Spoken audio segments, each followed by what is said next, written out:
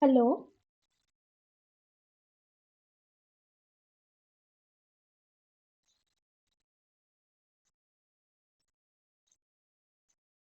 hello.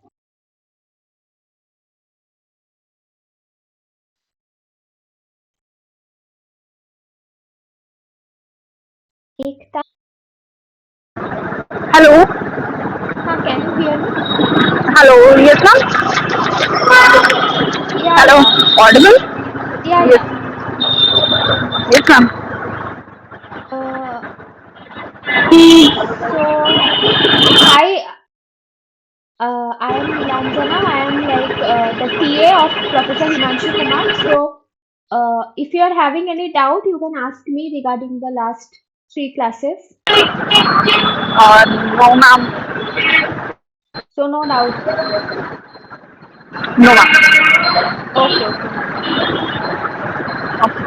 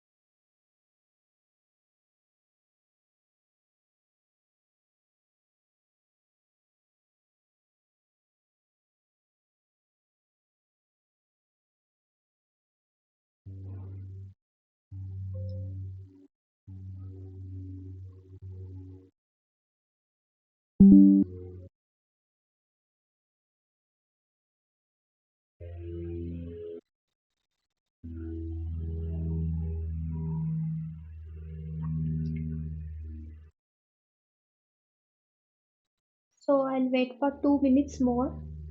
If other people are joining, then I will start.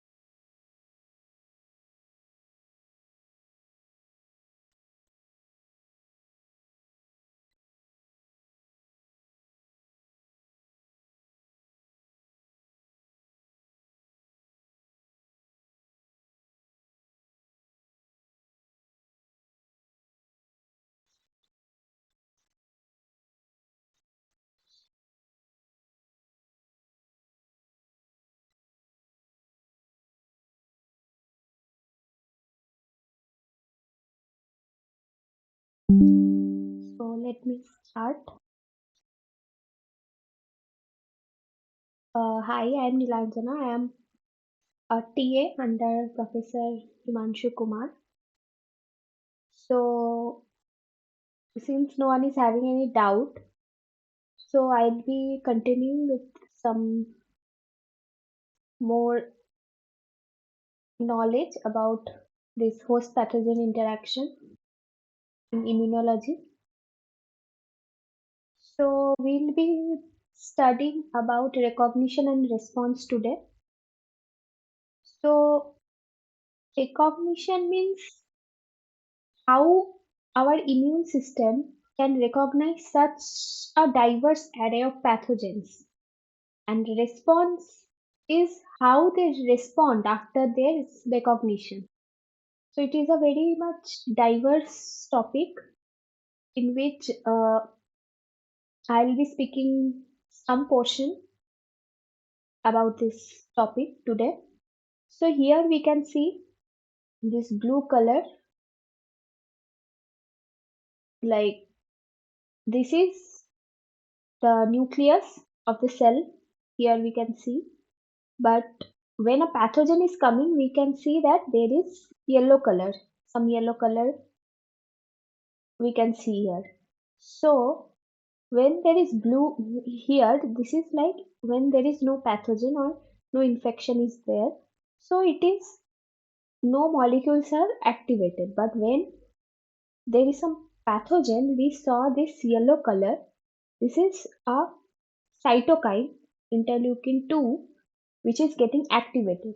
So you can see how the like incoming of a pathogen in our system can actually activate these molecules, different types of molecules in our system, which will actually help to clear away the pathogens. So, how our system can recognize such pathogens and act towards it in a very less time, we will be going to study this today. So, first step of recognition is there should be a binding between a receptor and the ligand. Ligand is what? Our pathogen. And receptor means the different types of receptor which are present in our system. So, first should be the receptor ligand binding. It should be the first step for recognition of any kind of pathogen. It can occur via multiple non-covalent bonds. Like in chemistry, we know that when there is a substrate and there is an enzyme, the two binds with each other to form an enzyme substrate complex. Similarly, in our case also, whenever there is some pathogen coming, there is the reaction or like interaction between that ligand present, which we like specifically call as antigen, and which binds to receptors, specifically like for example antigen binding to antibody. So this receptor ligand binding occurs via multiple non-covalent bonds. So here we can see these are the different types of bonds which can occur between a receptor and the ligand, like hydrogen bond, ionic bond, any van der Waals or hydrophobic interaction. These are the four types of different bonds which can occur between this, which can actually help in interaction between this receptor and ligand binding. So, multiple non-covalent bonds allow receptor-ligand interactions to achieve sufficient binding energy and interaction time to activate a molecular response. Only if there is a binding and there is interaction, then and that there is sufficient binding energy between the two, then only some response will be generated. So, as we all know, in case of enzyme kinetics, there is some equation like Michaelis-Menten equation. So, how we describe the strength of our receptor ligand interaction? So, here we can see Kd, which is a dissociation constant, equal to S into L by a product of SL. What does that mean? Kd is the dissociation constant and is the measurement of the strength of ligand binding, and S is the substrate or the ligand, the receptor, and L is the ligand. So this is like S and L are free in the numerator, but in case of denominator, they are forming a complex. So the lower the value of the Kd is, so that means this denominator should be small. That means less number of ligand and receptor is forming a complex. So this That means free ligand and receptor is more. So Kd low means higher affinity of interaction. More and more of the receptor and ligand is available to interact with each other. Whereas Kd high means the denominator will be high and the numerator, so the overall uh, thing becomes low, and so there is more amount of complex which is there, and so there is less affinity for interaction. Then when the concentration of free ligand is equal to the K, that means when the L equal to Kd, then 50% of the ligand is bound to the receptor. So when concentration of the ligand is equal to the Kd, there is that 50% of the ligand already has occupied the receptor and 50% is free. So this by this equation we can describe the strength of the receptor and ligand interaction. So here it is not necessary that only one ligand can bind to one receptor. The interaction between the receptor and ligand can be multivalent. So what is the meaning of this multivalent? Means suppose this is a some pathogen which is there. So these are the antigens on its surface. So if one receptor is binding to one antigen, it is a univalent reaction. So when it is binding, this is becoming the receptor is becoming on, and when it is not binding, it is becoming off. However, here we can see that two receptors are there and one is binding to this antigen, and it can happen that one is binding to this antigen or both can bind to two different antigens. So it is like when one is also binding, the receptor will be on. When both are binding, obviously the response will be more high. And when both are not binding, then only it will go into the off state. So this is multivalent, like interaction between receptor and ligands can be multivalent. Like more than one receptor can bind to the same ligand, or more than uh, one ligand can bind to different types of receptors. So here we can see, like here only one receptor is present on the plasma membrane. But when there is a presence of an antigen, these two receptors, we all know that plasma membrane is kind of mobile. The fluidity of the plasma membrane we know, like there is a mobile phase present, so molecules can easily interact with each other on the plasma membrane. So when one antibody is this shape is like antibody, but I am telling it as a receptor. So when this receptor is present, it is present as a one receptor only. But when the antigen is coming, two receptors are coming together, and you can see one hand is binding to one antigen and another hand of another receptor is binding to another antigen. So individual receptors bind a multivalent ligand and nucleate receptor cluster formation. So this is forming a cluster. So multivalent ligand means one like having more than one antigen on its surface, it can result in the formation of a cluster. So here we can see more than two receptors are coming together and forming a multivalent cluster. So this can initiate a more and more signaling response in presence of an antigen compared to when only one antigen is binding to one receptor.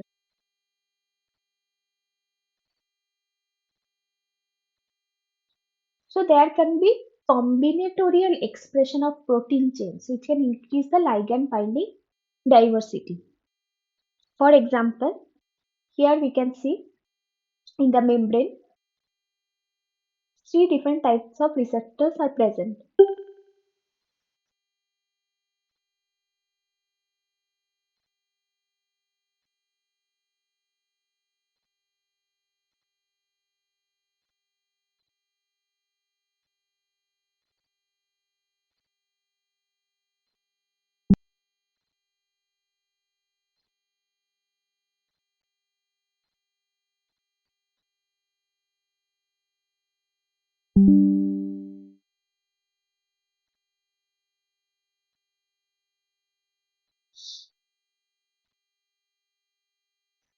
However, when these three types of receptors are present, receptor 1, receptor 2, and receptor 3. So all these are low affinity receptors. Why? Because only one protein chain is present and they are binding to their respective ligand like IL-3, IL-5, and GM-CSF. All these are ligand of these three different receptors. However, it can become a high affinity receptor only when it is binding to another protein chain, that is a beta subunit. Here you can see when all these receptors are combining with beta subunit, then these are forming a high affinity receptor. So combining one receptor chain with different partners allows increased receptor diversity and affinity while minimize the need for new genetic information. So whenever there is this beta subunit, then can interact with different types of receptors and can respond to different types of ligands. So a there will is no need to provide more and more new genetic information. Like if you encode one beta subunit of this receptor, it is sufficient to activate the signaling of this all these three ligands. Otherwise, if other receptors are there, suppose beta 1, beta 2, beta 3, then you have to again make all the three proteins. But here, what our cell is doing, it is only encoding one beta subunit which is interacting with three different alpha subunits of these three different ligands and then can initiate the signaling. So, levels of receptor and ligand expression can vary during an immune response. For example, uh, here we can see a low affinity interleukin 2 receptor. Here we can say intermediate affinity interleukin 2 receptor and a high affinity interleukin 2 receptor. So here only one segment, that is alpha segment, is present.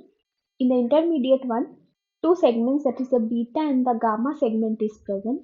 And in the high affinity one, there is alpha, beta, and gamma. All the three are present. So the dissociation constant is there, 10 to the power minus 8m, 10 to the power minus 9m, 10 to the power minus 11m. So as I already told, that lower the dissociation constant, more is the affinity. So in these three cases, where which one is the having the lower dissociation constant? Obviously, this one, where all the three subunits are present. So this receptor with alpha, beta, and gamma, this can bind to the ligand more like tightly or is having more affinity towards the ligand compared to other two. So it is having high affinity compared to the other two. So like level of receptor can and ligand expression of when it is varying during immune response, it is making the receptors more or less responsive to particular signals. Like if a cell is very much active or our immune system is very much active, it will produce this alpha and gamma receptor more, alpha, beta, and gamma receptor more, and there will be high affinity. But if it is like not so much active, it is less responsive, or it is not in active state, it will produce this low affinity or intermediate affinity receptor. So depending on the type of the ligand, depending on the uh, like amount of the ligand or the expression of the ligand, the level of receptor also is changing every moment.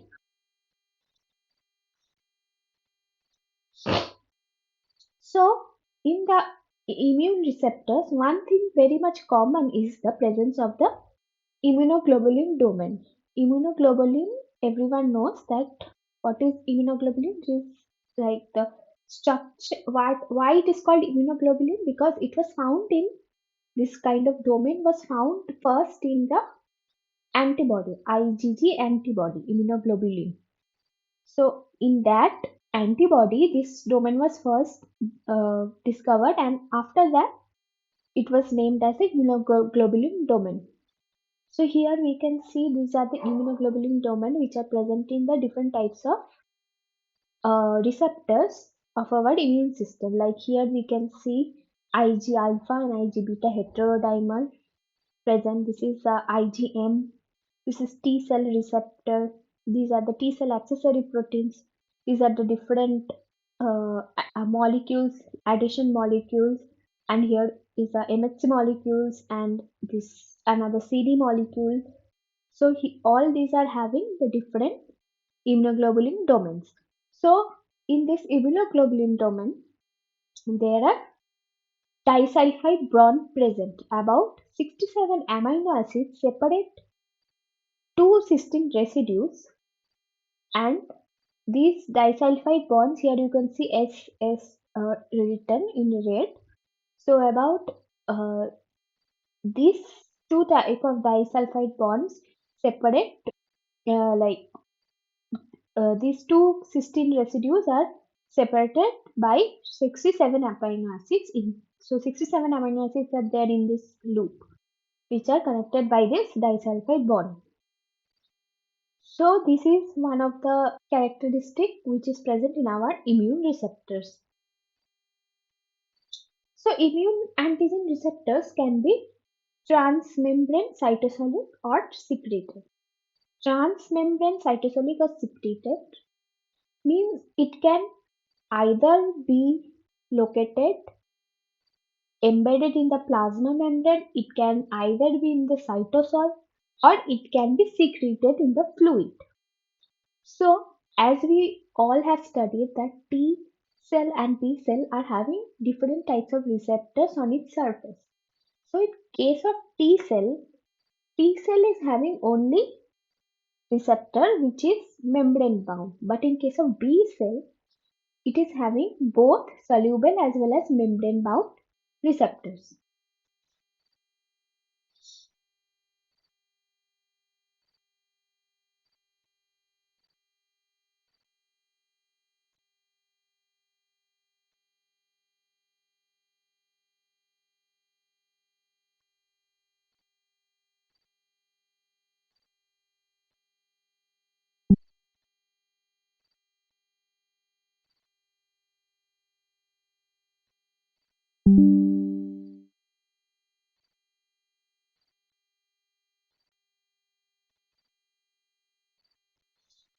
So, this BCR exists in both membrane bound as well as soluble forms. So here we can see these are the membrane bound form of BCR, while this is the secreted form of the BCR or the B cell receptor.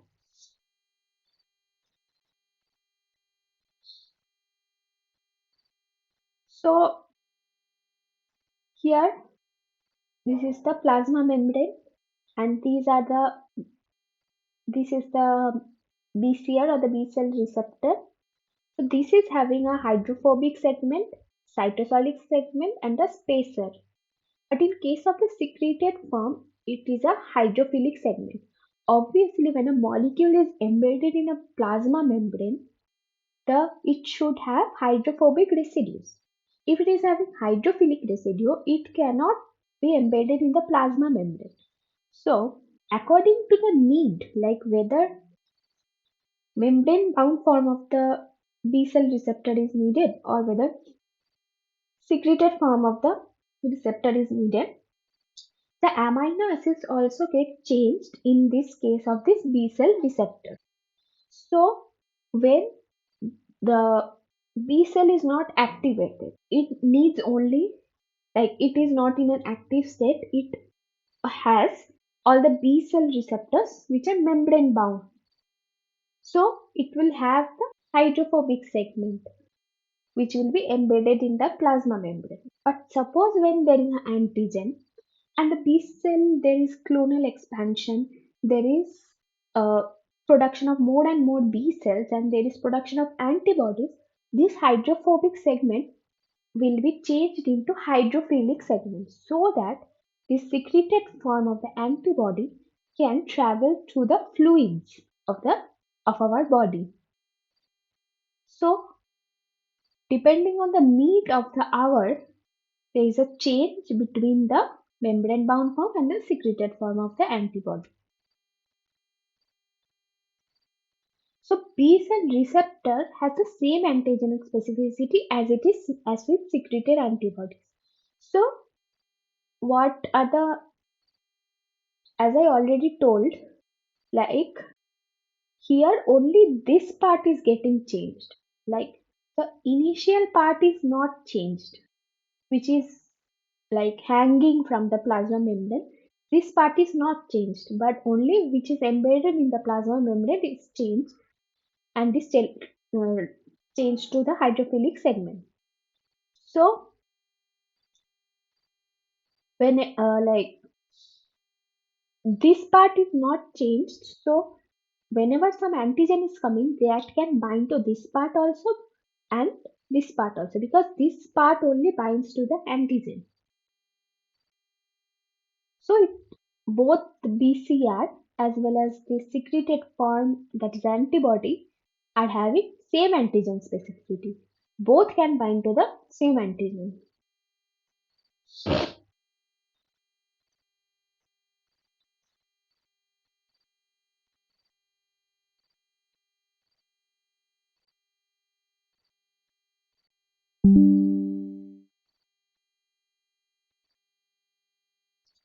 So what are the different uh, segments of a membrane-bound antibody?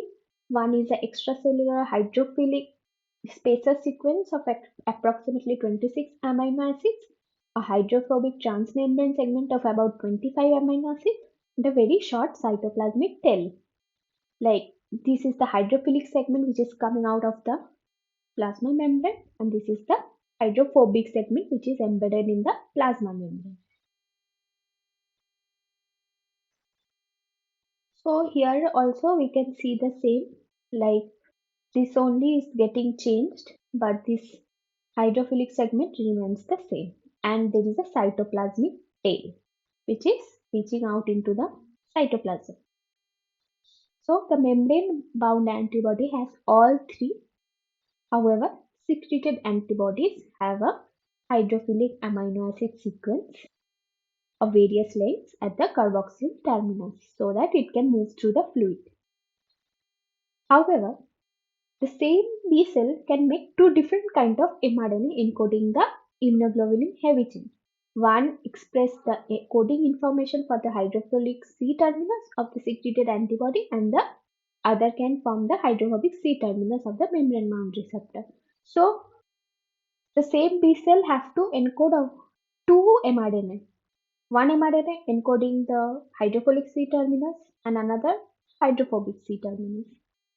So the mRNA which is encoding the hydrophilic C terminus can form the secreted form, while the mRNA which expresses the hydrophobic C terminus can form the membrane bound receptor. So one interesting thing experiment which I will tell, that how they came up with the structure of the antibody. How the scientists came up with the structure of the antibody. There were three scientists who came up with the structure of this antibody: Arne Tiselius, Kai O. Pedersen, Michael Heidelberger, and Elvin Cabot. These four scientists actually came up with the elucidation of the antibody structure. What they did, how they found out that this is the acting as an antibody, and where this is, like from where it is coming. So what they did, they had a hint like maybe our serum is containing something which is bounding or which is pulling down some other proteins. So what they did was they took rabbits and they injected ovalbumin, which is a antigen kind of. When if you are injecting with ovalbumin, your and like immune system will become activated. So this acts as an antigen ovalbumin. So after they injected this ovalbumin, they took the antisera of the rabbits and they separated it by electrophoresis, and which separated the serum proteins according to the electric charge and mass. So they first injected the rabbits with ovalbumin. They took the antisera out of them. They took the serum and then they separated the proteins which are present in the serum according to their electric charge and mass by electrophoresis. So, what they found out that obviously the proteins will separate according to their charge and mass, and they found out that there are four kinds of fraction which are coming. One was albumin, which are abundant protein which is found in that uh, like in our serum. Other three are alpha, beta, and gamma. Some they named it as alpha, beta, and gamma. So these are the three other different fractions which are also coming in that from the antiserum. So here we can see the blue pattern like this albumin, alpha, beta, and gamma. Then what they did another experiment. They first uh, took the antiserum again and they uh, treated it with ova.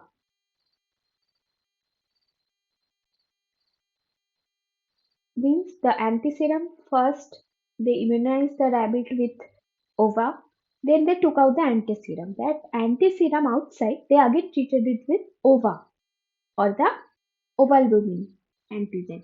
So what happened? The antibodies which are present in the antisera already reacted with this ovalbumin.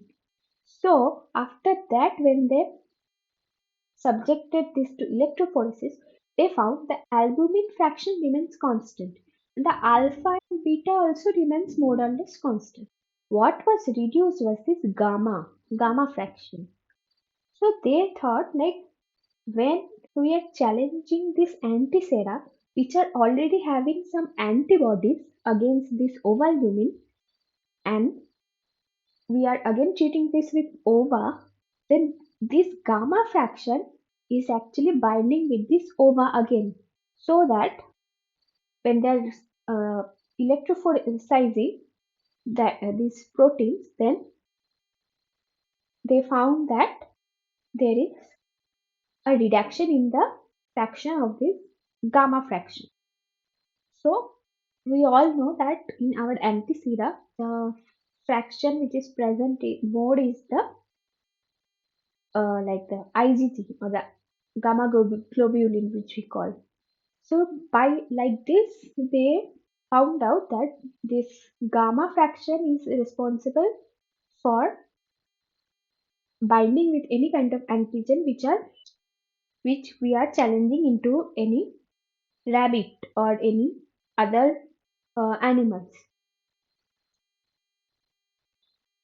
So after that, they needed to find out the structure, like how this antibody structure, how is the structure of the antibody.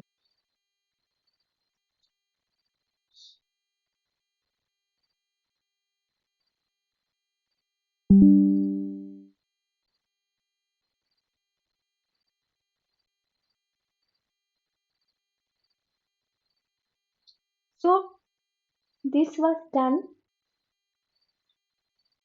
by another group of scientists, Rodney Porter, Gerald Edelman, Alfred Nisonoff. So here we can see this is the antibody structure, Y-shaped structure, and what they did was they simply took this antiserum, they just digested with this pooled antibody fraction with some enzymes. So three types of by three different means they showed that this antibody structure can be this, like this antibody can have this type of structure. Number one, they digested it with the pepsin, with the enzyme pepsin. So when they digested with the antibodies with the pepsin, the first they did digested with the papain. That is the enzyme which is found in papaya. So they digested it with papain and they found out that three, three different types of molecules with two identical molecular weight protein and another fraction which became very much crystallized very fast. This Fc region, as we can see, they found out it to be crystallizing very fast. And these other two segments, they found two different fractions they found, and among which this Fc region became too much crystallized very fast. So they found out that this Fc region is a protein which is getting crystallized. So they named it as Fc. C stands for crystallizable. And they then found out that the other two molecules which were of the same size, they named as antigen binding, AB, antigen binding. That is, they can bind to the antigen. They found these two is only getting bound to the antigen compared to the Fc region. So they named these three components as FAB and Fc.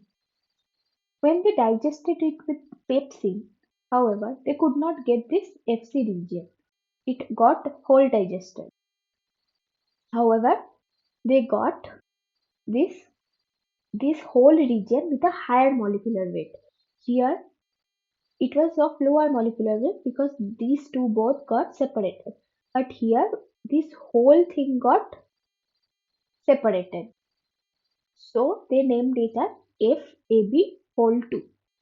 So this is they found that these two are the region which is responsible for binding to the antigen. So they also did some reduction with mercaptoethanol and they found out that all these segments were separated. These two blue segments and these two light blue segments. So they all because mercaptoethanol what they will do it will reduce the disulfide bond. So all these disulfide bond will get reduced and these are separated. So they found out that the molecular weight of these smaller chains is obviously less compared to this deep dark blue uh, chains.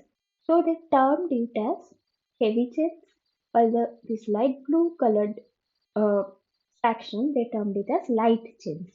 So there in an antibody there are two heavy chains and two light chains, and all these are connected together via disulfide bond. So when they digested this antibody with beta-mercaptoethanol, they found these four fractions and they named it as heavy chain and light chain.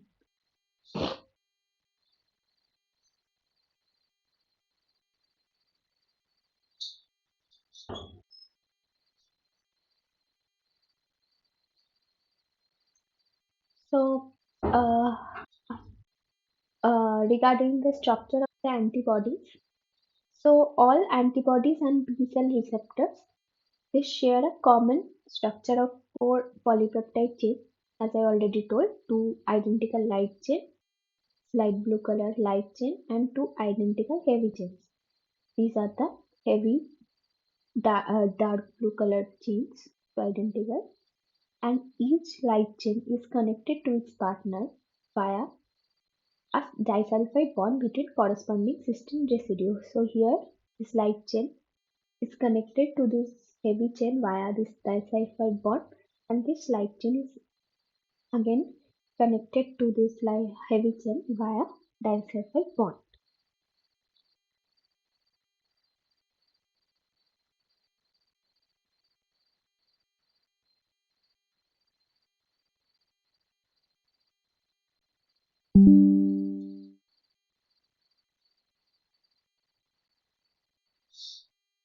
So the amino terminal domains are referred to as the variable or the V regions, and the carboxyl terminal domains are known as the constant or the C region.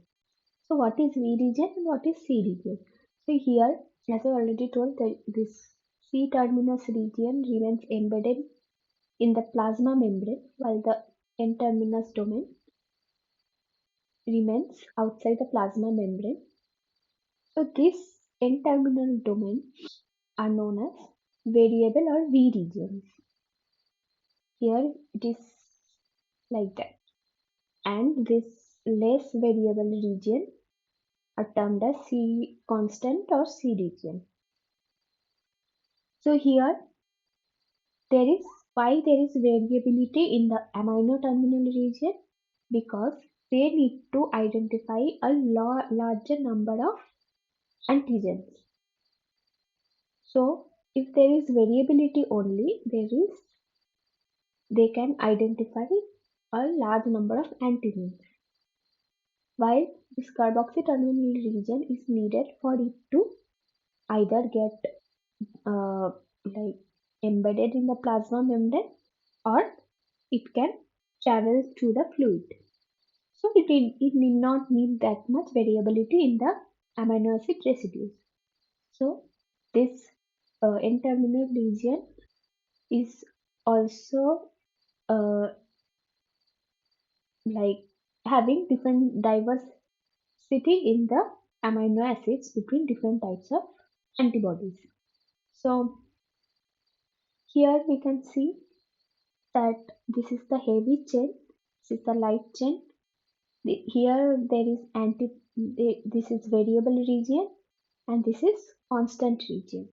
So this variable region is responsible for antigen binding, while the constant region are having similar types of amino acid residue, not much variability. So uh, here and the function of this N-terminal region is to bind to the antigen, and the function of this carboxy terminal region is to uh, like initiate the signaling response, the downstream signaling response. So depending on the heavy chain, we divide the antibodies into five different types, and light chain is only divided into two types, kappa or lambda. Heavy chain according to the type like mu, lambda, alpha, delta or epsilon. We divide the antibodies into five different types. So here this is the structure, crystal structure you can see, and here is the its shape also you can see why we always draw the antibody in Y shape, because in the crystal structure also here we can see a Y-shaped structure. This is the Fc or the fragment which is crystallizable, and this is the FAB or the antigen binding. These are the two sides where the antigen can bind. and this is the hinge region. Hinge region is not always present in all the antibodies. In delta, in case of delta and epsilon, it is absent compared to the other three in which it is present.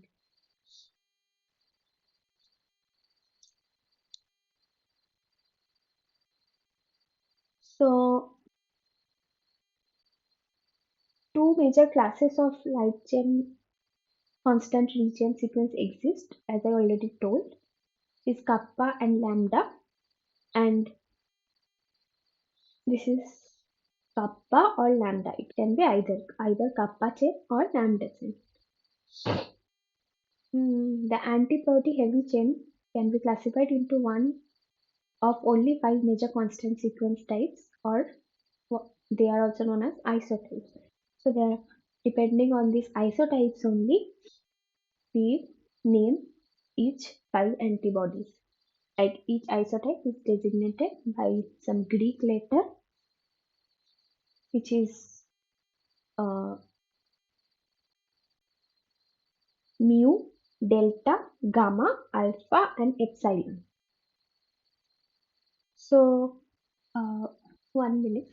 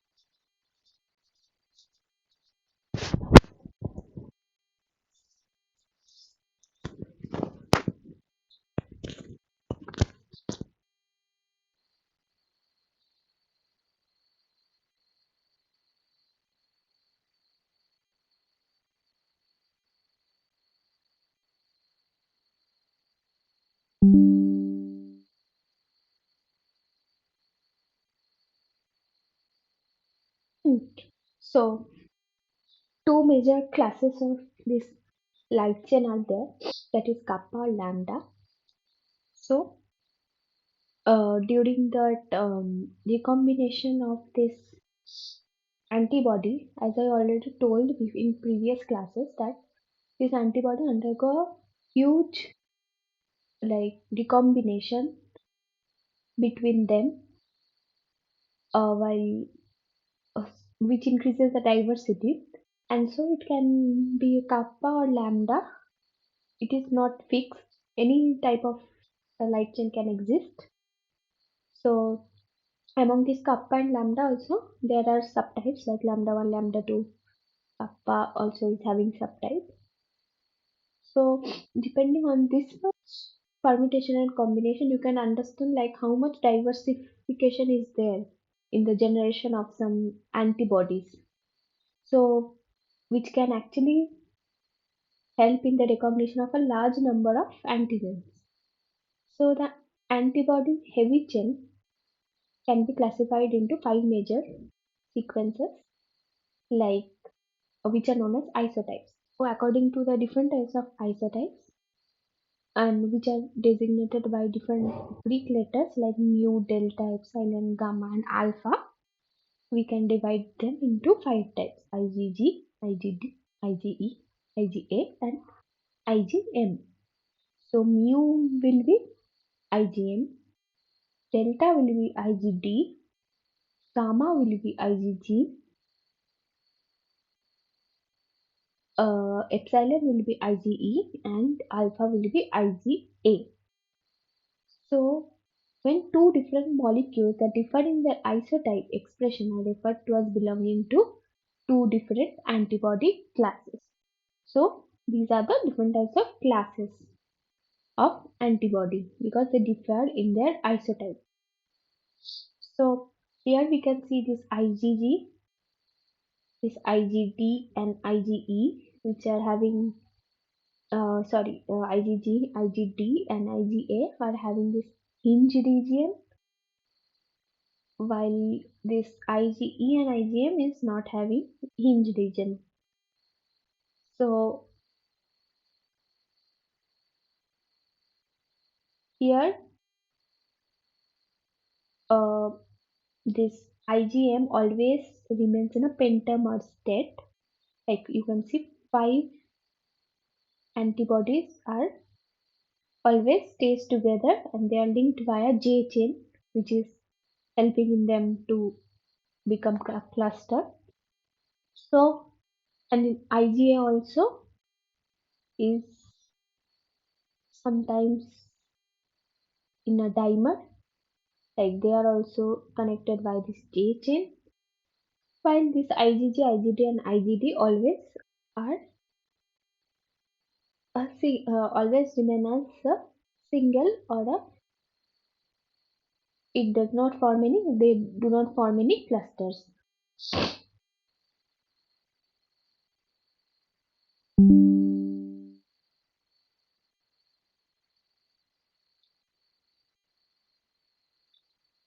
So after that we go to this all I will tell later about the different function of these different antibodies when we'll come to another portion. But after that this is all about the antibodies. So and the B cell receptor. So apart from B cell receptor, there are certain co-receptors. Co-receptor means which are with helping in the binding or the recognition of antigen by the B cell receptor. So they are helping in this recognition or antigen binding. So there are three main co-receptors which are present. So this B cell receptor is non-covalently associated on the membrane with three transmembrane molecules, the CD19, CD21 and CD81.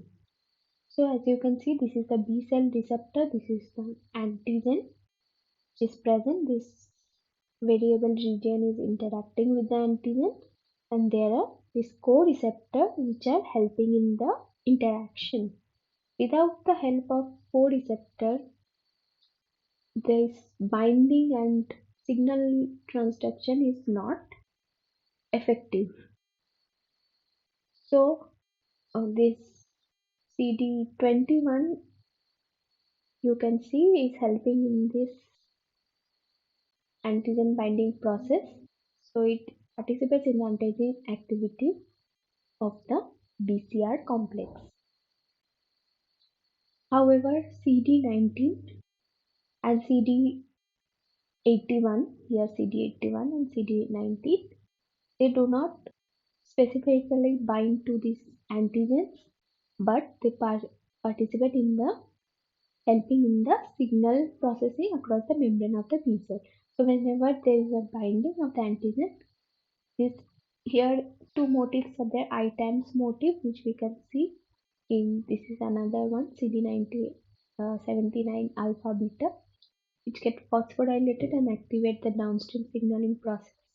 So here CD19 and 81 is helping also in this downstream signaling process. So only not only BCR or B cell receptor is helping in this antigen recognition and activation of the immune response, but also there are need of the co-receptors which are also helping in this antigen signaling, antigen interaction as well as the signaling process. So these all this is all about the uh, B cell receptors and its structure as well as the discovery as well as the co-receptor. So after that it comes about the T receptor. As I already told that T cell receptor is only membrane bound. There is no soluble form of the T cell receptor. So how this is an experiment done to generate generate antibodies against TC receptor to find out like what is the structure of the T cell receptor, like how it is differing from the B cell receptor. So this is done by a technique known as hybridoma technology. What is hybridoma technology? Hybridoma means making a hybrid between two cells, that is making a fusion between two cells in which one will be cancerous cell and one will be non-cancerous cell. So when you are mixing or when you are making a fusion between two cells, one cancerous and one non-cancerous, so the property of that particular fused cell will be of that of the cancerous cell. So it will be kind of immortal cell will be, and it will proliferate, and will make a large number of cells. So what the scientists did was they um, wanted to generate a T cell hybridoma with known antigen specificity. Like they wanted to raise antibody against the TCR or T cell receptor. They wanted to precipitate these TCRs so that they can identify what are the structures, what are the different subunits of these receptors. So they just wanted to isolate these TCRs, and what is the better way to actually uh, isolate them rather than like via antibody only. It is the best way to actually isolate something. So what they did first, they took mouse and again immunized with this ovalbumin, which is acting as an antigen. We recently saw that this ovalbumin, how they elucidate the structure of the antibodies. So they immunized these mice with ovalbumin and they waited for several days because obviously adapt B cell or antibody generation takes time. So it is a part of the adaptive immune response. So it will take minimum 7 to 10 days to generate these antibodies. So they waited for some days till the antibodies generation is happening. Then they removed the lymph nodes. We all know that, as I have taught earlier also, that in the lymph node only this T cell B cell will actually get, like through the lymph fluid, these will go and they will recognize their particular antigen and they will proliferate, clonally expand and form more and more amount of T cell or B cell. So they took the lymph node from the mice and then in a setup, in an experimental setup or the in vitro setup, they cultured these lymph node T cells with ova.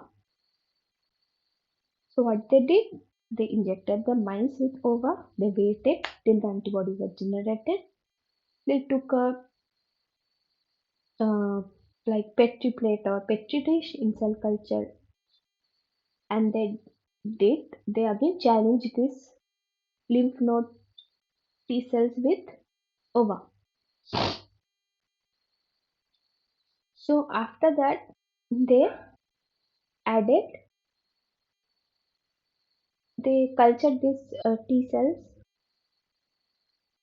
and they mix these T cells or they to induce the fusion of these antigen specific T cells with the added polyethylene glycol which will induce this fusion with long lived or T cell line means they took T cells from some tumor. From the T cell tumor, they took those T cells and mixed it with this antigen specific T cells so that there will be fusion between this uh, malignant or the tumor cells as well as the normal cells, non-cancerous as well as the cancer cells, cancerous T cell and the normal T cells. Then what they did, they diluted out this fused cell so that each well of this dish contained only one single T cell hybridoma, and they allowed it to get divided and form a large number of clones, and they tested whether they have proliferated or not. So when these T cells are proliferating, they will also secrete some cytokines. So this they performed some tests to check out whether they are secreting this IL-2 cytokine when they are stimulated with ovalbumin peptides. So they grow up these individual clones of T cell that recognizes OVA. So what they did first, they first generated some T cells by injecting OVA into mice. They collected the lymph node. They cultured these lymph node T cells and they again uh, challenged it with OVA so that there will be more and more and more and proliferation of this T cell in the cell culture also. Then they mixed it with cancerous T cell. Then they induced the fusion of this non-cancerous as well as cancerous T cell. Then they tried to dilute the cells so that each well is containing only one T cell hybridoma. And this T cell hybridoma will obviously divide among themselves to form clones, but to initiate it, they again challenged it with ovalbumin peptide so that these single clones will also form, will divide and form each like each clone they will form divide and form their clones and then will secrete where and they tested whether they are secreting IL-2 so that which is an indicator that these are getting divided and they are clonally proliferating. So then they grew up, then they grow up each these individual clones of T cell hybridomas that recognize the ova.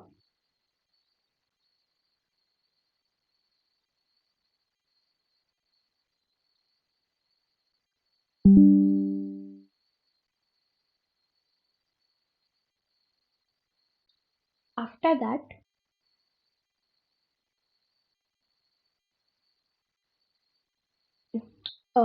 what they did, they again took another mouse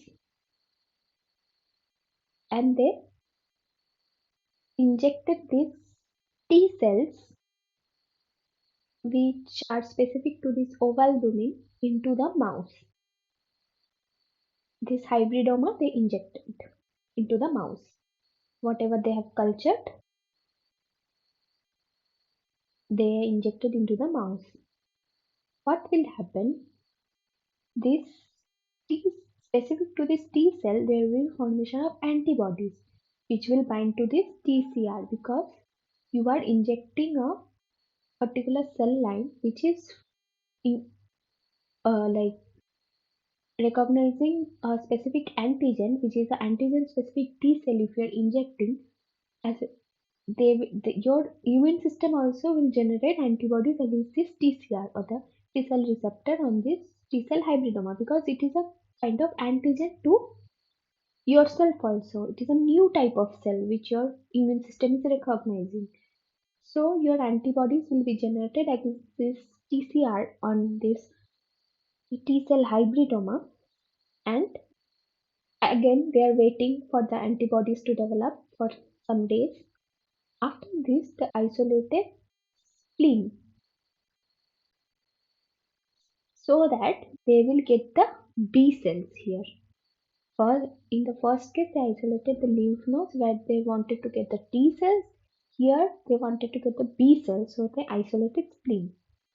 So they took the spleen, and similar to what they have done earlier, they cultured these B cells from the spleen, and they again put this PEG or the polyethylene glycol to induce the fusion between the B cells from spleen with long-term B cell line, that is B cells from the tumor.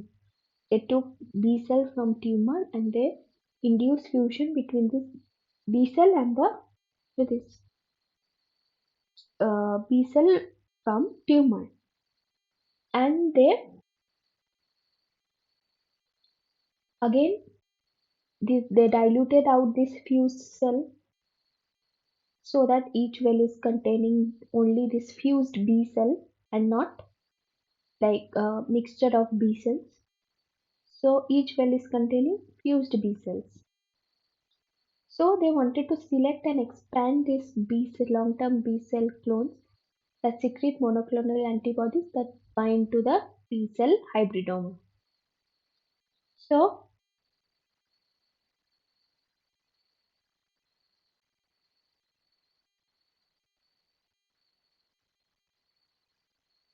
they selected and expand these long-term B cell clones that secrete these antibodies that bind to the T cell hybridoma. Uh, so after plating, they collect the B cells which are actually secreting the antibodies that actually can go and bind to the T cell hybridoma. So they wanted to identify the monoclonal antibody that interfere with the antigen recognition by T cell hybridoma cells. So what they did, they took this T cell hybridoma from here, and uh, here you can see like these are the T cell which is specific, which is having this T cell receptor which can bind to this oval mumin, and when they are mixing it with uh, overpresenting cells in absence of antibody, there is T hybridoma proliferation. So this is a cell, this is an antigen presenting cell which is presenting this ova to this T cell, and this T cell, as we all know, is already having TCR which can recognize this ova. So it will bind and there will be proliferation of this T hybridoma because they will proliferate in presence of antigen. But when they're mixing it with these B cells, which are having these monoclonal antibodies, what will happen when they are mixing all the three types of cells, B cells, T cells, as well as APC, which is having this oval lumen, which is presenting this oval lumen, they saw that when they're mixing it with over-presenting cells in presence of antibody, there is no T cell hybridoma proliferation. Why? Because this antibody is against this B cell is producing antibody against these TCRs. So this antibody is now competing with the ova or the valbumin to bind to the T cell receptor. So here, when there is no antibody, this ova can bind to this T cell receptor and can proliferate, which can then proliferate into a number of T cell hybridoma.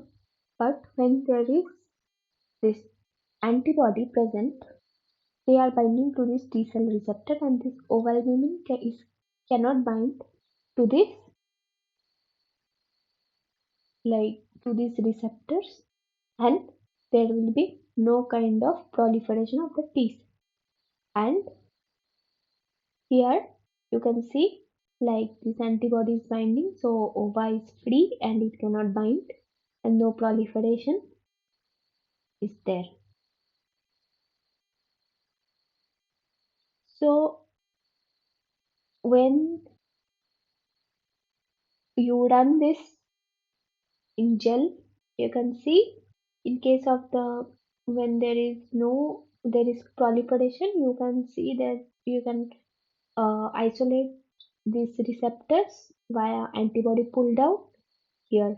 So when you are putting this, there will be pull down. You can pull down the antibody. You can isolate this uh, receptors, T cell receptors, and you can run this on gel, and you can see that the two chains of the alpha beta receptor can be seen in lane 1 of the gel, running on top of one another at approximately 40 to 45 kD.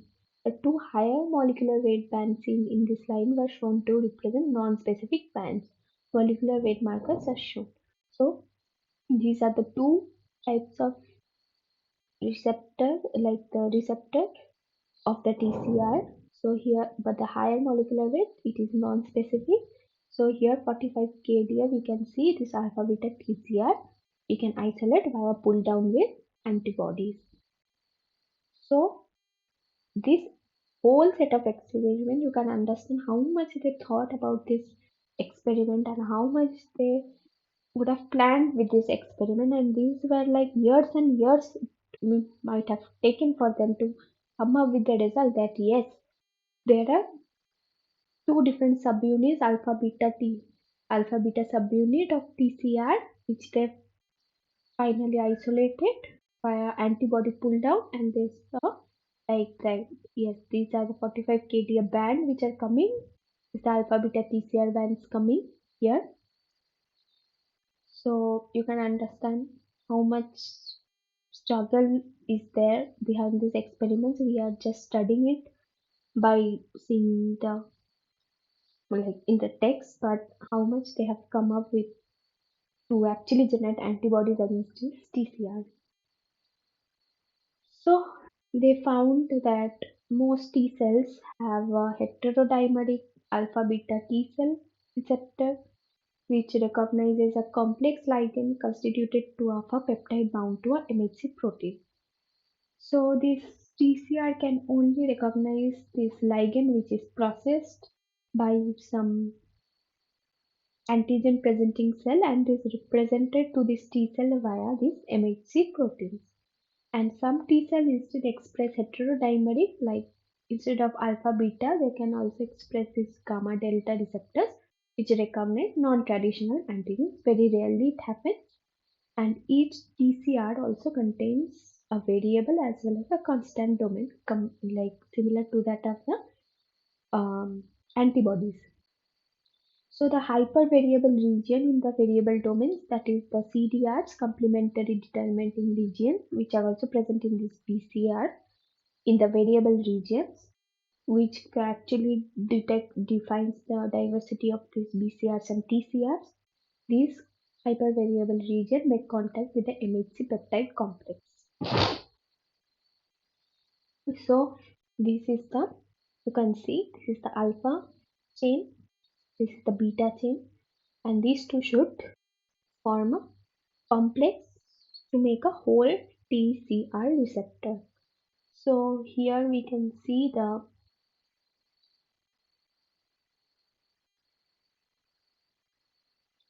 BC variable chain, and this is the constant region similar to that of the antibody, but obviously the structure is very much different. There is no heavy or light chain present, but two different subunits, the alpha plus the beta, are present in TCR.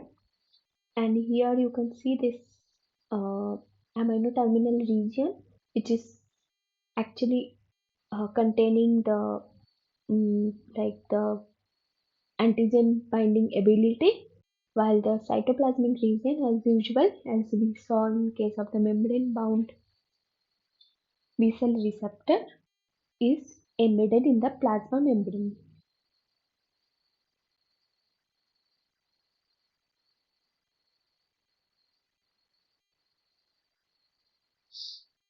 So this alpha and beta, there are this amino acid groups which are present in the N-terminal region, and here also we can see this immunoglobulin domains which are present, and this disulfide bond is holding.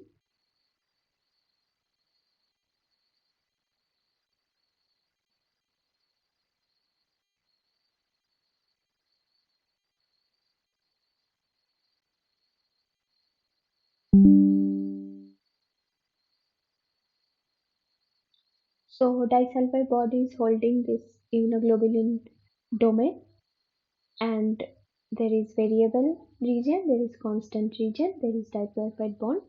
This transmembrane domain, which is having those hydrophobic residues, which is getting embedded in the plasma membrane, and this is the intracellular or the cytoplasmic tail, which was also there in the B cell receptor.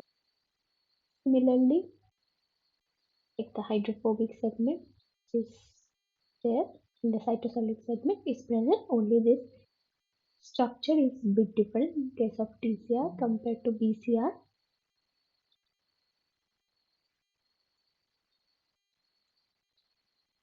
And these are just the amino acid numbers 22, 90, 134, 195, 222.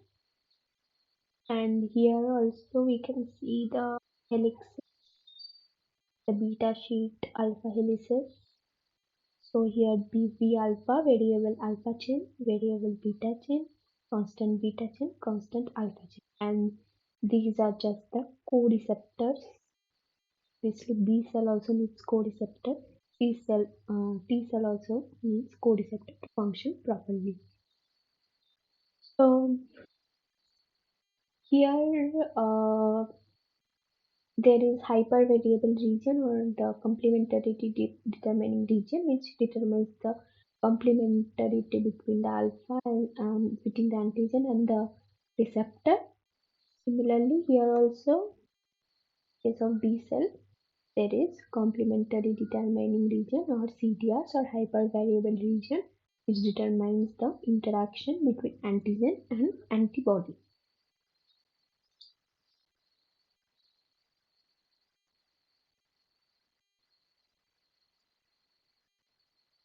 So TCR can only recognize ligands which are presented to TCR by the MHC class molecules, that is either MHC class 2 or MHC class 1. It cannot recognize molecules otherwise. It cannot just like that, it can recognize molecules. It only needs to be presented to the TCR via MHC class molecules which are present on any kind of antigen presenting cells. What are the different types of antigen presenting cells? Macrophage, dendritic cells, or it can be B cells also. So this is the three-dimensional structure of the alpha beta TCR. As I already told, there can we need also co-receptors for T cell also to function properly. The major two co-receptors, as we all know, are the CD4 and CD8, which is determining whether it is a T cell, helper T cell, or a cytotoxic T cell. So CD4 will, and in all the these co-receptors, you can see like these immunoglobulin domains are present, linked by disulfide bond. Here CD8 is having alpha beta chains while CD4 is having only one chain. So this when there is a presence of CD4 in a T cell, it will form T helper cell, while if there is a presence of CD8 in T cell, it will form a cytotoxic T cell. So CD4 presence means T helper cells which will only recognize antigens via MHC class 2 molecules present on the APCs, and then it will generate immune response mainly through the secretion of cytokines, while CD8 cell means it is a cytotoxic T cell, and it will only recognize antigen from APCs which are having MHC class 1 molecules, and it only detects uh, it either can detect whether a cell is cancerous. During cancer, it can detect like this is a cancerous cell, or it can detect um, any kind of virus, and it can directly target and kill the cells, like T cells, this cytotoxic T cells. So these are the different types of CD4 co-receptors which are present, like CD4, and its ligand is class represented by the class 2 MHC. Its function is like adhesion, signal transduction, and it is a member of Ig superfamily. Case of CD8, it is ligand is represented by the class 1 MHC. It's also adhesion, signal transduction, and member of the immunoglobulin superfamily. In other co-receptors are CD2, which is having a ligand by CD58, and these also is adhesion signal transduction member, and other are CD28, which is having ligand by CD80 or CD86, they recognize ligand, and whether it is having any role in adhesion or not, it is not clear. It helps in some signal transduction, and it is also member of Ig superfamily. Then another molecules, I don't know whether you have heard of this molecule CTLF4. It is also receives ligand from CD80 and CD86 present on the APCs, and it is also helps in signal transduction. And it is one important molecule which I don't know whether anyone has heard or not. It is involved in some cancer, and also these molecules also play a role in stopping the overactivation of these T cells also. And other risk co-receptors are CD45R, which is having a ligand CD22, and it is helping in adhesion, signal transduction. It's also a member of immunoglobulin superfamily. Another is CD5, which is recognizing its ligand from CD72 present on the APC, and this also helps in signal transduction. So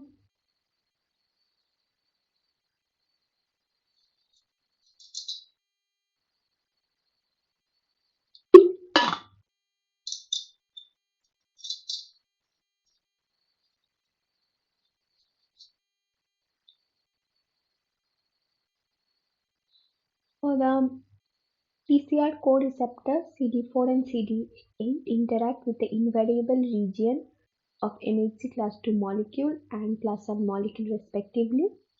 The other co-receptor CD20 it binds to its ligand CD80 and the CD86 on antigen presenting cell. This binding is necessary for the activation of the naive T cells. As I already told, without the co-receptor, you cannot activate either the B cell or the T cell, and you cannot. There is no signal transduction without the help of co-receptor. So if you mutate the co-receptors also, there will be no only antigen binding will not activate the downstream signaling processes.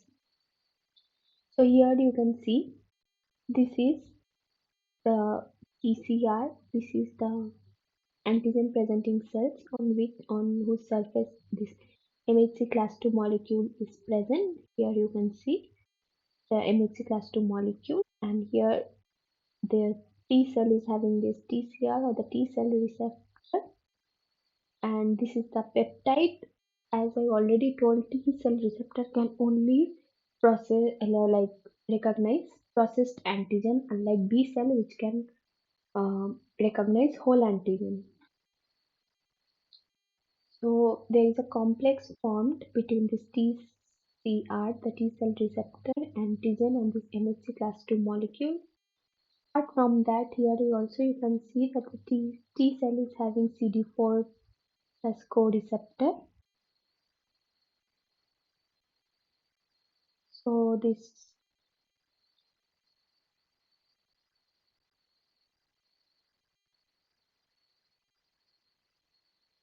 T cell is having this CD4 co-receptor, which is also interacting, helping this interaction, binding to this MHC class 2 molecule. Then there are other molecules, which is CD3 molecules present. Here you can see other co-receptors like CD28, which is binding to CD80 or CD86 present on the APC, which will help in the signal transduction. So all these bindings are necessary to activate the T cell, and then it will proliferate to become more and more of T cells specific to that antigen, and only then the more and more of signal will be transduced. Otherwise, it is very difficult to activate this T cell only with the help of this antigen and receptor interaction. All the interaction is necessary to activate this T cells. So,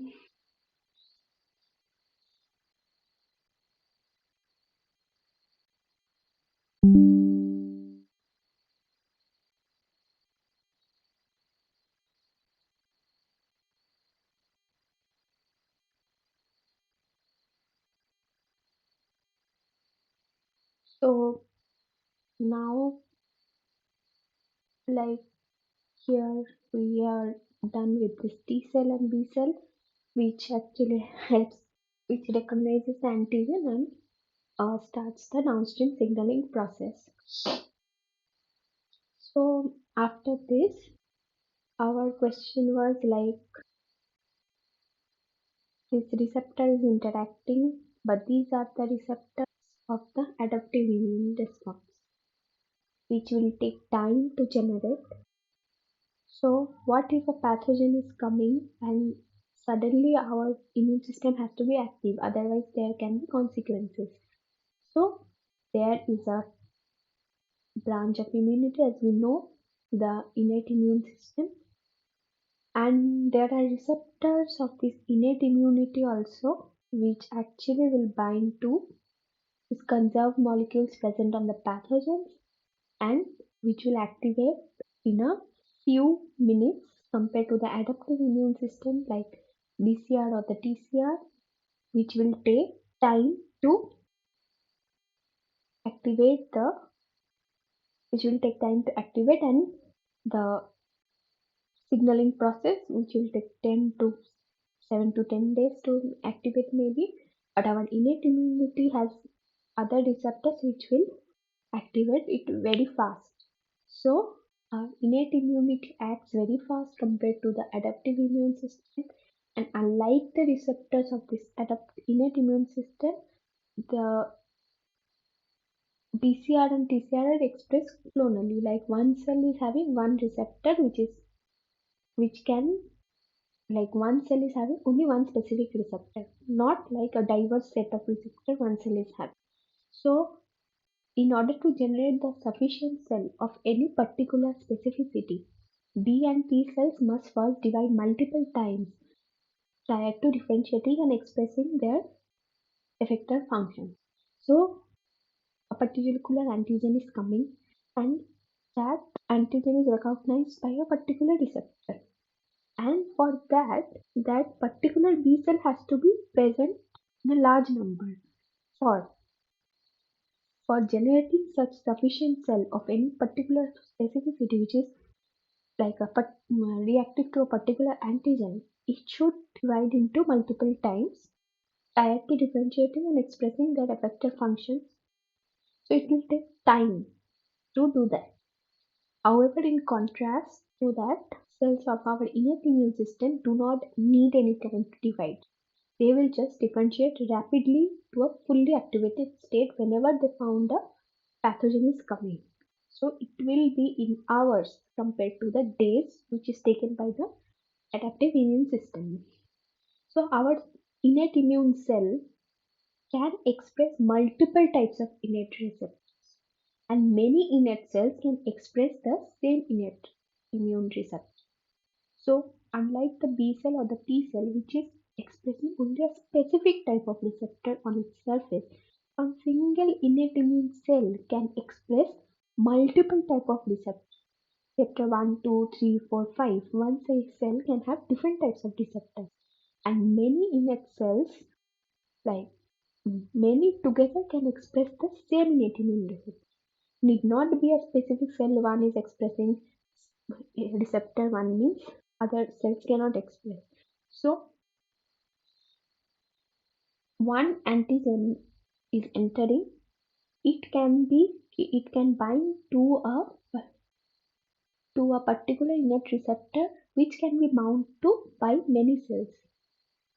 So every antigen that is capable of binding to a particular innate receptor can be bound by many cells because all these cells can contain this particular receptor. So there need not be such specificity present in case of innate immune receptors compared to the adaptive immune receptor.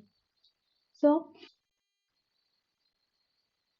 many different types of cells, in addition to the recognized innate immune population like the macrophages, the dendritic cells or neutrophils, they also express the innate immune receptors. Examples, the keratinocytes, like in our skin, keratinocytes can also express this type of innate immune receptors. Our epithelial cells and even B and T lymphocytes can also express this innate immune receptor.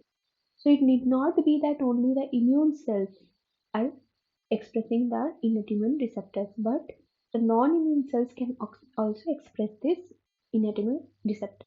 So you can understand how much quick our body reacts whenever there is a pathogen invasion.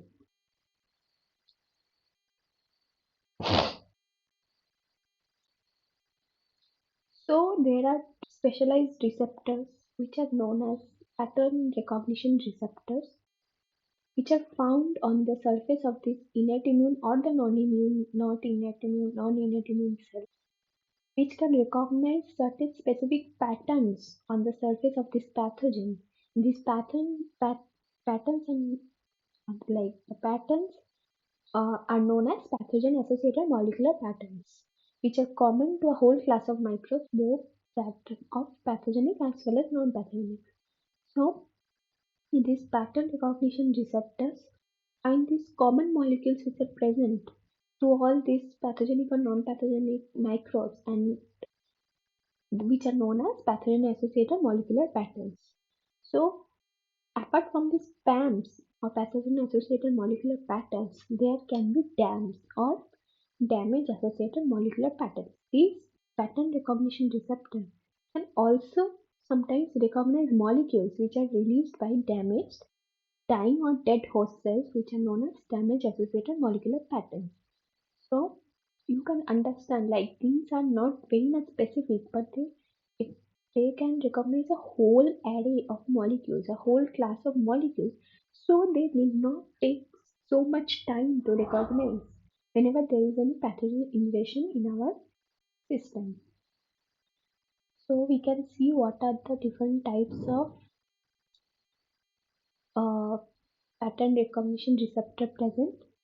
So these are the different types, like the TLR or the toll-like receptor, the CLR or the C-type lectin receptor, ADLR, the retinoic acid inducible 1-like receptor, NLR like nucleotide oligomerization domain-like receptor, ALR, absentine melanoma receptor. All these 5 classes are there.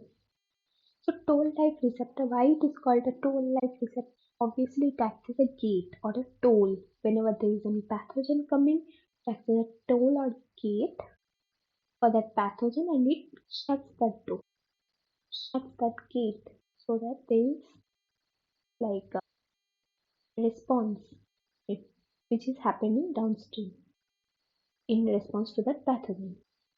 So its location is in the plasma membrane, endosomes and lysosomes.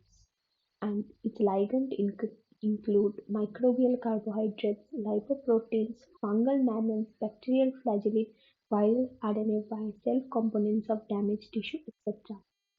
Cellular function include production of antimicrobial, antiviral cytokines as well as inflammation. So you can understand that all these molecules are very common and suppose this mannan, it is present in all the fungi. So it need not like recognize that this fungi is a specific type of fungi. This is a it will recognize as a whole the fungi group. It is flagellum. It can recognize this whole bacterial group or any carbohydrate microbial. So it just recognizes that it is a bacteria, it is a fungus, it is a microbe, or it is a virus. It can recognize viral RNA. So all RNA viruses, RNA, it can recognize. So it is a particular component. It is not it is recognizing as a whole. So it can produce antimicrobial, antiviral cytokine, or also it can for inflammation. And then second, it comes C-type lectin receptor, just present in the plasma membrane. They can also recognize the carbohydrate component of fungi, mycobacteria, virus, parasite, and some allergens. Their function is phagocytosis, production of some antimicrobial cytokines, and also inflammation. So here you can see the structures of TLR and CLR. Then come the RLR or the Regai-like receptor, retinoic acid inducible gene 1-like receptor. They are present in the cytosol. They can recognize viral RNA. So here you can see the RNA. It can recognize the viral RNA, and these are the domains, card domains present, and it can produce interferon and cytokines. Then comes the nucleotide oligomerization domain-like receptor, the NLR node-like receptor, are also present in the cytoplasm. These are the different domains. They can recognize fragments of intracellular, extracellular bacterial cell wall with peptidoglycan. They can produce antimicrobial and cytokines and also can induce inflammation. Then comes the ALR or absent in melanoma AIM-like receptor. They are present in cytosol and nucleus. They can recognize viral and bacterial DNA. They can produce interferon as well as cytokine. Here M2 is an example. So you can understand that all these pattern recognition receptors recognize a broad range of pathogens on the basis of their structure of their patterns. They just recognize the patterns. Like this is a fungi coming, this is a bacteria coming, this is a virus coming. So according to that, they can react very quick and they can produce many cytokines or antimicrobial or antiviral compounds, and the response is very much quick.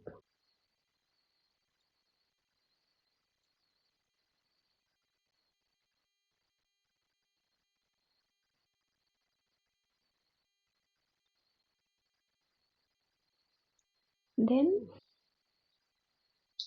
as I already told, many of their function is like we will come to this pattern recognition receptor one by one later in our in another class. And as I told, like many of these pattern recognition receptor can secrete cytokines. What are cytokines?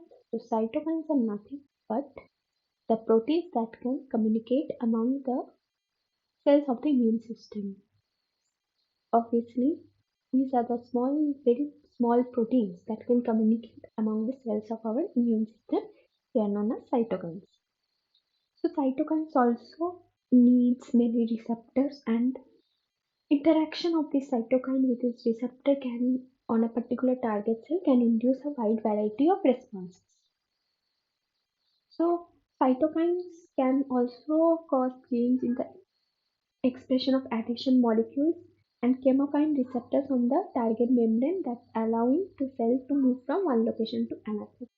So cytokines also can help in the movement of one cell from one location to another, and those cytokines are known as chemokines. Thus chemokines can interact with their chemokine receptors on the cell surface. They can also signal an immune cell to increase or decrease the activity of a particular enzyme and to change its transcriptional program, thereby activating it to proliferate and differentiate or to modulate its effector function. So, many cytokines are secreted, which is a signal for any kind of immune cell to proliferate or differentiate, and it can also modulate its effector function. Also, cytokine can actually instruct a cell whether to survive, whether to die. So you can see cytokines are very, very much important because they dictate a large number of functions. And not only it can directly affect the pathogen, but it can help in differentiation and proliferation of other types of cells also. So there are different types of cytokines present, and the six major cytokine family.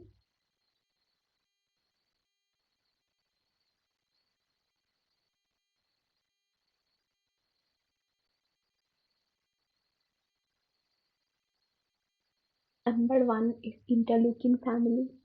There are different types of interleukins like IL-10, IL-1 beta, IL-33. Many interleukins are there. Then here you can see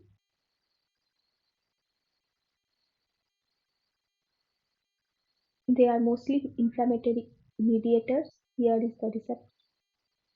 So this IL-1 is binding to this receptor and activating the signal. Then apart from that, there are class 1 hematopoietic cytokines, IL-2, 3, 4, 5. So many are there. And these exhibit like striking sequence and functional diversity. So they are also this IL-2, as I already showed in previous slide, alpha, beta, gamma, like high affinity IL-2 receptor. There are class 2 interferon receptors, IFN alpha, beta, gamma, 10, 19. So all these are important modulators of immune response. So this is our interferon beta receptor. Interferon beta is coming. Interferon beta is very important in case of viral infection specifically.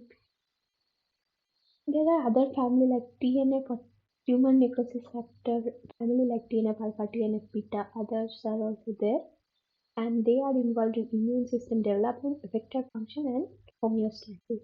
Here is the receptor, and you can see diverse receptors are present in our cell, and each is recognizing their respective molecules.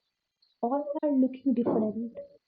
All these cytokine receptors. You can understand how much diversified receptors are present in our and so much specificity is there in recognizing their respective molecules.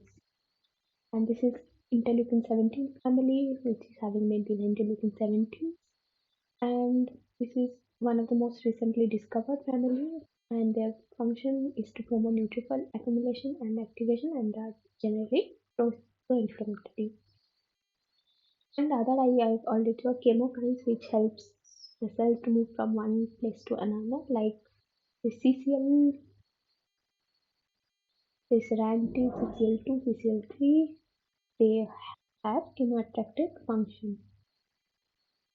So we will again about this in our later classes broadly. So these are the six major cytokine families present.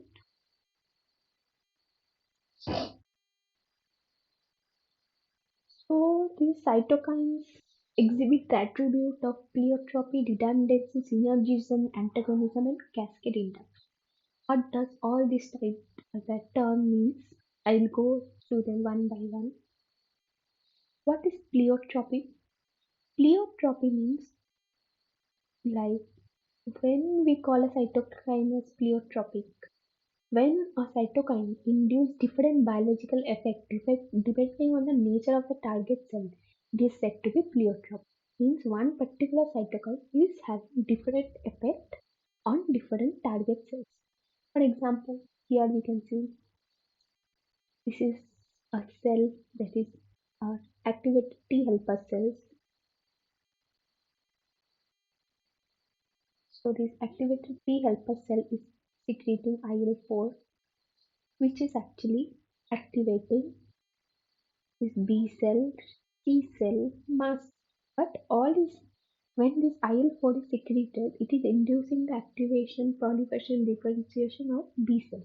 However, in case of cytotoxic T cell, it is not activating, only it is helping in proliferation, differentiation. But in case of mast cell, it is only inducing proliferation. So, there is a pleiotropic cytokine. That means it is having different types of functional effects on different types of cells. So one particular thing having different functional effects on different types of cells is known as to be pleiotropic. IL-4 is a pleiotropic cytokine. When we call a cytokine redundant, when two or more cytokines mediate similar function, it is to be redundant. Here we can see again activated Th cell which is secreting three different kinds of cytokines IL-2, IL-4 and IL-5 which is inducing the proliferation of B cells. So all these IL interleukins have similar functions, that is proliferation of B cells, and they are known to be redundant.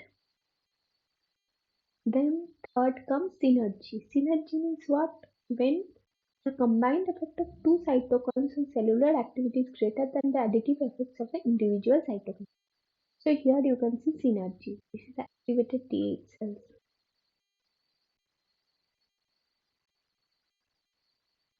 So IL-4, IL-5. Synergy, you can see the additive effect of both IL-4 and IL-5 is inducing class switch to IgE. So it is, which we will study later, like class switching is a phenomena by which this B cell can switch from one antibody to another. Like uh, it will be IgM, it will be suddenly changed to IgE depending on the situation. So both these cytokines are inducing this B cell to produce IgE antibody. So this is a synergistic, like additive effect of the both the cytokines. Another is antagonizing effect. Like here we can see IL-4 is being produced by activated T cell. We and another is like produced like IL gamma is produced by activated T cell. So both are produced by activated T cell while IL-4 is helping in this transmitting to IgE. This IFN gamma is inhibiting that process. So sometimes antagonizing function is also needed to actually keep this in control. Like if more and more an IL-4 is produced and more Ig is produced, there will be too much the reaction in our system, too much inflammation, too much reaction in our system, which is not good. So someone needs to antagonize this effect also. So here IFN gamma is antagonizing this activity, that is, it is blocking the class switching to Ig induced by IL-4. Another is cascade induction, which occurs when the action of one cytokine on one target cell induces the cell to produce one or more additional cytokines. Like for here, we can see this activated T cell is producing IFN gamma. IFN gamma is inducing macrophages. Macrophages is producing more and more of IL-12 cytokine, which is again activating Th cell, which is again activating IFN gamma, TNF, IL-2 and other sites. So this is like a cascade induction when one cytokine can induce the production of other cytokines. So here we can see how different cytokines can have different effects on the different cells, which is known as pleiotropism. When two or more cytokines having similar function, it is known as redundancy. And synergy means when the combined effect of two cytokines is more than the individual effect. It is known as synergistic effect by the cytokines. Another is the antagonizing effect when one cytokine inhibits the action of another one, is antagonizing. And third, fifth, and last is the cascade induction when one cytokine is inducing the other cells to produce more and more cytokines. So you can see one cytokine can have so many functions, so many things, and how these cytokines are actually helping in a diverse function and diverse activation of the diversely it is activating the immune system in so many ways. So we can understand that how our innate immune system is like in a minute or in a second or hours, it can produce so much effect whenever there is a pathogen coming. So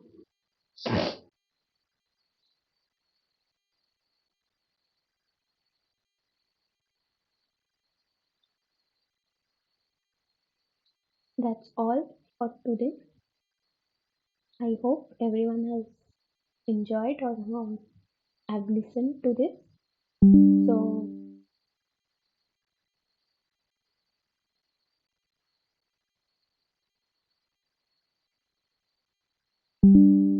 if anyone has any doubt, they can post in my mail, or they can also message me, or they can also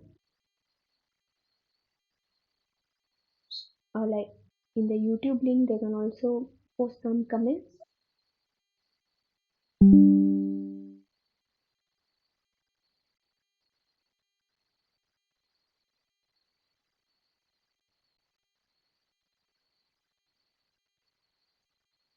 So this is all whatever we have learned today about the recognition, but there are still more portions that I will teach in the next class, and I will also go through the innate immune system more and more in depth. I will go. So this is like today we learned about this recognition, like how our immune system is recognizing the antigen, and then which system is actually recognizing fast, which system is slow, and how our body is responding to this infection or the pathogen. So I hope everyone has understood whatever I have taught, and I will upload these slides in the portal, in the like in the Google Drive, and any question is there, anyone can ask.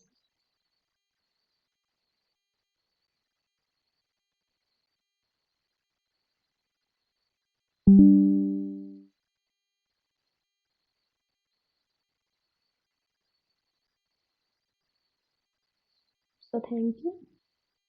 I will close this.